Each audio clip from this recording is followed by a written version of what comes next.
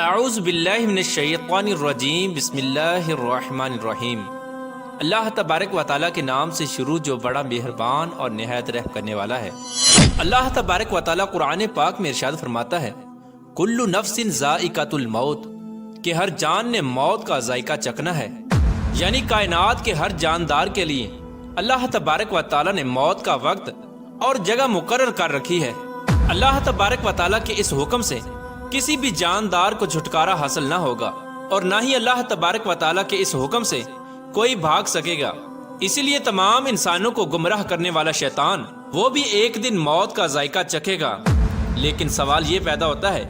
کہ وہ دن کون سا ہوگا اور کون ابلیس کو موت دے گا، اور کیا شیطان کو نزع کے عالم میں تکلیف ہوگی، اور شیطان مردود کی قبر کہاں بنائی جائے گی، اور شیطان مردود کتنا عرصہ تک موت کی نیند سوتا رہے گا، اور شیطان کی روح کون قبض کرے گا، اور شیطان کو نزع کے وقت کتنی زیادہ تکلیف ہوگی، اور شیطان کی روح کس دردناک طریقے سے قبض کی جائے گی۔ پیارے دوستو، ان تمام تر سوالات کے جوابات قرآن و حدیث کی روشنی میں آج کی اس ویڈیو میں ہم آپ کے ساتھ شیئر کریں گے، لہٰذا آپ سے گزارش ہے کہ ہماری اس ویڈیو کو اینڈ تک ضرور دیکھیے گا۔ پیارے دوستو، اللہ تبارک و تعالیٰ نے قرآن پاک میں جو حکم ارشاد فرمایا ہے، اس حکم سے کوئی بھی نہیں بچ سکتا، یہاں تک کہ انبیاء کرام اور صحابہ کرام اور اس کائنات میں رہنے والی ہر ذی روح اللہ تبارک و تعالیٰ کے اس حکم کے تابع ہے، اور اسی حکم کے تحت ہر ذی روح کو موت کا ذائقہ چکھنا ہے، اور ہر انسان اور جانور نے اس وقت مقرر پر اس دنیا کو چھوڑ کر چلے جانا ہے۔ لیکن یہاں پر سوال یہ پیدا ہوتا ہے کہ تمام روئے زمین پر رہنے والے انسانوں کو گمراہ کرنے والا اور اللہ تبارک و تعالیٰ کی رحمت سے دودکارا ہوا شیطان اور اللہ تبارک و تعالیٰ کی راہ سے بھٹکانے والا شیطان، اس بدبخت کو کس طرح موت آئے گی، اور کس طرح یہ اللہ تبارک و تعالیٰ کی بارگاہ میں ذلیل و رسوا ہو کر حاضر ہوگا۔ پیارے دوستو، روایات میں آتا ہے کہ جب اللہ تبارک و تعالیٰ نے حضرت آدم علیہ السلام کو تخلیق فرمایا اور فرشتوں میں یہ اعلان کر دیا کہ میں زمین کے اندر اپنا خلیفہ بنانے والا ہوں، اور اللہ تبارک و تعالیٰ نے حضرت آدم علیہ السلام کی تخلیق کے بعد فرشتوں کو حکم دیا کہ وہ حضرت آدم علیہ السلام کو سجدہ کریں۔ اس حکم کے اندر شیطان بھی شامل تھا، لیکن تمام فرشتوں نے اللہ تبارک و تعالیٰ کے حکم کے مطابق حضرت آدم علیہ السلام کو سجدہ کیا، لیکن شیطان مردود نے حضرت آدم علیہ السلام کو سجدہ کرنے سے انکار کر دیا۔ تو شیطان کی اس نافرمانی کی وجہ سے اللہ تبارک و تعالیٰ نے شیطان مردود کو جنت سے نکال دیا، اور ہمیشہ ہمیشہ کی ذلت اور رسوائی کو اس کا مقدر بنا دیا۔ تو اس وقت شیطان مردود نے اللہ تبارک و تعالیٰ کی بارگاہ سے قیامت تک کی مہلت مانگی، لیکن اللہ تبارک و تعالیٰ نے شیطان مردود کو جو اس نے عبادات و ریاضات کی تھی اس کے بدلے میں ایک وقت مقرر تک مہلت عطا فرما دی، جیسا کہ اللہ تبارک و تعالیٰ قرآن پاک کی سورہ حجر میں ارشاد فرماتا ہے۔ اس نے کہا کہ اے میرے پروردگار، لوگوں کو زندہ کیے جانے تک مجھے مہلت عطا فرما دے۔ تو اللہ تبارک و تعالیٰ نے ارشاد فرمایا کہ تجھے مہلت دی جاتی ہے وقت معلوم تک کے لیے۔ پیارے دوستو، اب یہاں سوال یہ پیدا ہوتا ہے کہ وہ وقت معلوم کون سا ہوگا جس وقت معلوم کے اندر شیطان کو موت دی جائے گی۔ پیارے دوستو، اس بارے میں روایات میں آتا ہے کہ وقت معلوم وہ وقت ہوگا جب قیامت کی نشانیاں پوری ہو چکی ہوں گی، تو اس وقت مومنین کی بغلوں کے نیچے سے ایک پیاری اور خوشبودار ہوا گزرے گی، جس کی وجہ سے روئے زمین پر رہنے والے تمام مومنین اور ایمان والے وفات پا جائیں گے، اور کافر اور مشرک روئے زمین پر باقی رہ جائیں گے۔ مومنین کے وفات کے بعد 40 سال کا عرصہ یوں ہی گزر جائے گا۔ اس عرصے کے دوران کوئی بھی بچہ پیدا نہ ہوگا، یعنی اس وقت باقی رہنے والے انسانوں کی عمر کم از کم 40 سال کی ہوگی۔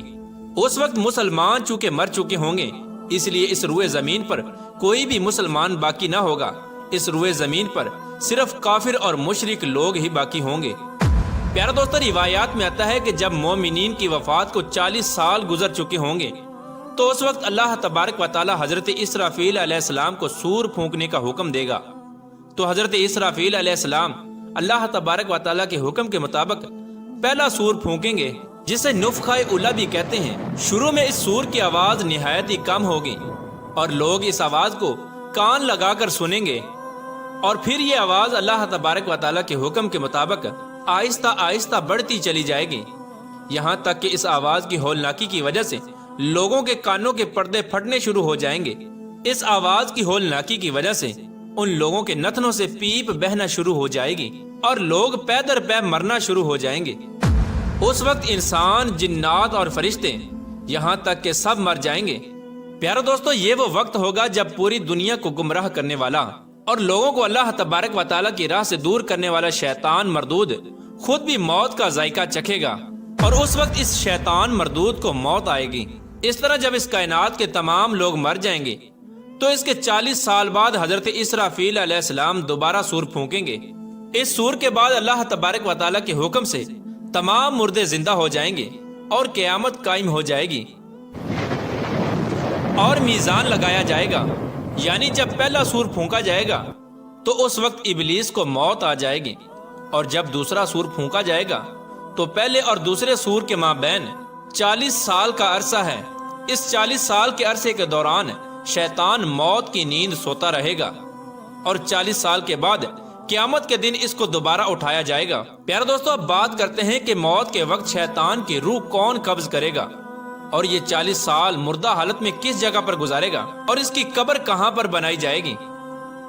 اس کے بارے میں روایات میں آتا ہے کہ حضرت کعب بن احبار رضی اللہ تعالیٰ عنہ بیان کرتے ہیں کہ جب ابو البشر حضرت آدم علیہ السلام کی وفات کا وقت قریب آیا تو اس وقت حضرت آدم علیہ السلام نہایت ہی غمگین ہو گئے اور اللہ تبارک و تعالیٰ کی بارگاہ میں عرض کرنے لگے، یا رب العالمین، میری موت کی وجہ سے میرے ازلی دشمن یعنی شیطان مردود کو بہت خوشی ہوگی، اور وہ میری موت کی وجہ سے بہت خوش ہوگا، کیونکہ آج میں مرنے والا ہوں اور شیطان مردود قیامت تک زندہ رہے گا۔ چنانچہ اسی وقت ملک الموت علیہ السلام حضرت آدم علیہ السلام کی بارگاہ میں حاضر ہوئے اور حضرت آدم علیہ السلام کی بارگاہ میں عرض کرنے لگے، اے حضرت آدم علیہ السلام، آپ غمگین نہ ہوں،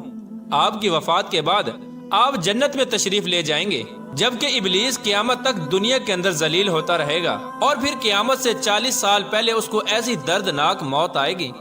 کہ وہ پوری دنیا کے انسانوں جتنی موت کی تکلیف کو برداشت کرے گا، اور پھر آخر کار جہنم ہی اس کا ٹھکانہ ہوگا۔ حضرت کعب بن احبار رضی اللہ تعالی عنہ مزید بیان فرماتے ہیں کہ حضرت آدم علیہ السلام ملک الموت سے فرمانے لگے کہ مجھے ابلیس کی موت کا منظر بیان کرو، تو اس وقت ملک الموت علیہ السلام نے ابلیس کی موت کا حال بیان کرنا شروع کیا، تو وہ اتنی دردناک موت تھی کہ حضرت آدم علیہ السلام اپنے آنسوؤں پر قابو نہ رکھ سکے اور زاروں کی طرح رونے لگے۔ اتنا بیان کرنے کے بعد حضرت کعب بن احبار رضی اللہ تعالی عنہ خاموش ہو گئے، تو لوگوں نے اس وقت اصرار کیا کہ ہمیں بھی ابلیس کی موت کا حال بیان کیجیے۔ تو اس وقت لوگوں کی بیجا فرمائش پر حضرت کعب بن احبار رضی اللہ تعالی عنہ نے ابلیس کی موت کا منظر کچھ یوں پیش کیا کہ جب شیطان کی موت کا وقت قریب آئے گا تو اللہ تبارک و تعالی ملک الموت علیہ السلام سے ارشاد فرمائیں گے کہ میرے غضب اور غصے کا لباس پہن کر ابلیس کی طرف جاؤ اور ابلیس سے تمام انسانوں اور جنات سے زیادہ سختی کرنا۔ چنانچہ اللہ تبارک و تعالیٰ کے یہ حکم پا کر ملک الموت علیہ السلام غصے سے بھرپور ہو کر فرشتوں کے ہمراہ شیطان کی روح قبض کرنے کے لیے جائیں گے۔ اس وقت اللہ تبارک و تعالیٰ کے غضب کا اتنا ہولناک منظر ہوگا کہ جو بھی زمین اور آسمان والوں میں سے ان فرشتوں کو دیکھ لے گا وہ وہیں پر مر جائے گا۔ پیارے دوستو، جب ملک الموت علیہ السلام اللہ تبارک و تعالیٰ کے غیظ و غضب سے بھرپور ہو کر شیطان کے پاس پہنچیں گے تو شیطان دھاڑے مار مار کر روئے گا۔ پھر شیطان کو موت کی تکلیف دی جائے گی جو کہ تمام انسانوں اور جنات کی موت کی تکلیف کے برابر ہوگی۔ پیارے دوستو، ابلیس اس وقت اس موت کی تکلیف سے گھبرا کر کبھی مشرق کی جانب بھاگے گا تو کبھی مغرب کی جانب بھاگے گا، لیکن اس کو چھپنے کی کہیں جگہ نہ ملے گی۔ ہر طرف وہ اپنے سامنے ملک الموت علیہ السلام کو پائے گا۔ یہ شیطان مردود اس وقت موت سے بچنے کے لیے سمندر کے اندر چھپنے کی کوشش کرے گا، لیکن سمندر بھی اس کو اپنے اندر چھپنے نہ دے گا، اور پھر یہ شیطان مردود آسمان کی طرف بھاگے گا تو وہاں پر بھی اللہ تبارک و تعالیٰ کے مقررہ فرشتے شیطان مردود کو آگ کے کوڑے ماریں گے۔ پھر یہ بدبخت حضرت آدم علیہ السلام کی قبر کے پاس آئے گا اور حضرت آدم علیہ السلام کی قبر کے پاس کھڑا ہو کر کہے گا کہ اے آدم علیہ السلام، تمہاری وجہ سے میں مردود اور ملعون بنا، کاش کہ تم پیدا ہی نہ ہوتے۔ پیارے دوستو، اس کے بعد یہ شیطان مردود ملک الموت علیہ السلام سے کہے گا کہ کتنی سختی اور تکلیف کے ساتھ میری روح قبض کرو گے؟ تو اس وقت حضرت ملک الموت علیہ السلام ارشاد فرمائیں گے کہ جتنے لوگ جہنم میں ہیں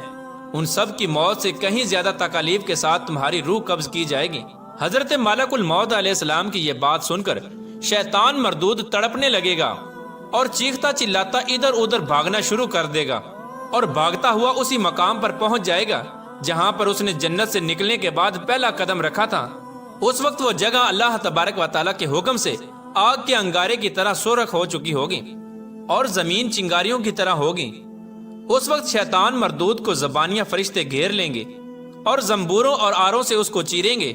جب تک اللہ تبارک و تعالیٰ چاہے گا۔ اس وقت شیطان مردود نزع کی تکالیف میں رہے گا اور موت کا شکار ہوتا رہے گا۔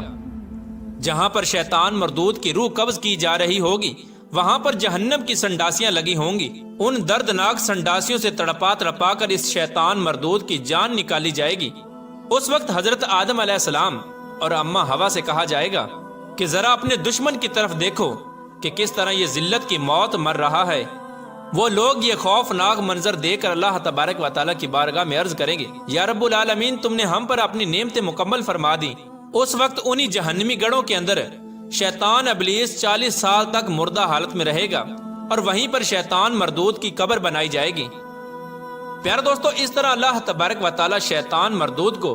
دنیا کی سب سے عبرت ناک موت عطا فرمائے گا اور تمام روئے زمین پر رہنے والے انسانوں کی موت کی تکلیف کے برابر شیطان مردود کو موت کی تکلیف دی جائے گی، اور اس طرح یہ شیطان مردود تڑپ تڑپ کر مرے گا اور دنیا کے لیے عبرت کا نشان بن جائے گا۔ اللہ تبارک و تعالیٰ سے دعا ہے کہ اللہ تبارک و تعالیٰ شیطان مردود سے ہمیں نجات عطا فرمائے اور اپنے پیارے حبیب صلی اللہ تعالی علیہ وآلہ وسلم کے صدقے ہمیں نفس و شیطان کے شر سے محفوظ رکھے اور اپنے تمام تر احکامات کے مطابق زندگی گزارنے کی توفیق عطا فرمائے اور حضور صلی اللہ تعالی علیہ وآلہ وسلم کی محبت کے اندر جینا مرنا نصیب فرمائے۔